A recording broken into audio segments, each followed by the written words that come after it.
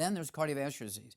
This is probably one of the biggest hoaxes because it's proactive. It's, in other words, it was consciously done to sell another product. And this is where Procter & Gamble, to make a long story short, ultimately bought the patents for a substance that was used as a submarine diesel engine lubricant, a smokeless lubricant originally. And after the war, they didn't need it as a submarine diesel engine lubricant anymore.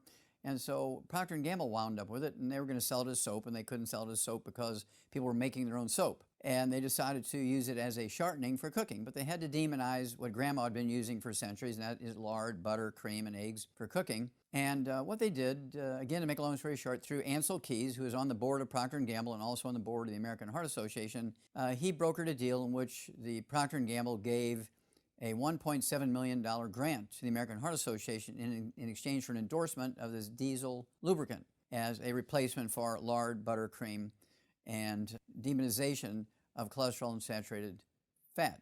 Also, they came up with the idea of the Mediterranean diet to sort of make it more sexy to give those things up, the Mediterranean diet, and it's turned out that these are all false things. We'll talk about that more in a minute in detail. But basically, congestive heart failure, one of the more common causes of heart disease in adults all over the industrialized world, is due to a deficiency of a single vitamin. We've known that for 300 years. It was proposed by a Japanese naval surgeon 300 years ago.